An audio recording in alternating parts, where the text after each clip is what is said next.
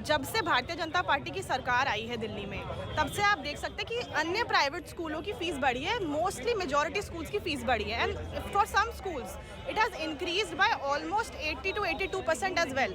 आप अगर डीपीएस द्वारका का केस देखें, आपने देखा होगा पिछले कुछ महीनों में जो वीडियोस निकल के आई हैं कि पेरेंट्स स्कूल के बाहर प्रोटेस्ट कर रहे हैं, बाउंसर्स लगा दिए हैं, बच्चों को प्रताड़ित किया जा रहा है, बच्चों को क्लासरूम में घुसने नहीं दिया जा रहा है, लाइब्रेरी में बिठा दिया जा रहा है। तो ऐसी सिचुएशन हो गई है दिल्ली की after the BJP has come to power. आप इस बिल को भी अगर हम देखें, Delhi school education transparency and fixation and regulation of fees 2025, ये वाला जो बिल है, इनकी 3 कमियां क्या हैं।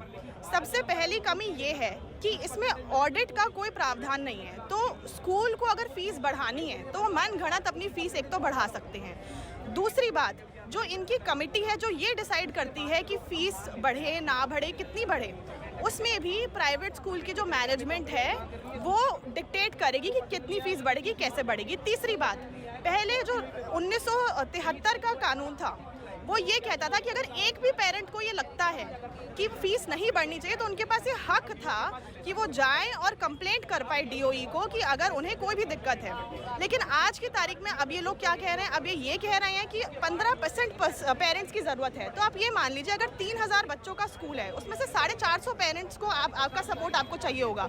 450 पेरेंट्स कहाँ से आएंगे, आपके पास 450 पेरेंट्स के नंबर्स कहाँ से आएंगे। तो आम आदमी पार्टी की मांग सिर्फ 2 हैं, सिंपल मांगे हैं। सबसे पहली बात तो ये जो बिल है एक स्पेशल सेलेक्ट कमेटी में जाना चाहिए और उस कमेटी में सबका फीडबैक लेना चाहिए, चाहे वो टीचर्स हो गए, लॉयर्स हो गए, एजुकेशनिस्ट हो गए, पेरेंट्स हो गए, सबका फीडबैक लें। और दूसरी मांग, जब तक ये बिल फाइनल नहीं होता है तब तक जो 2024 और 2025 एकेडमिक ईयर था उसकी जो फीस का जो लेवल है वो फ्रीज कर देना चाहिए कि आगे फीस और नहीं बढ़े।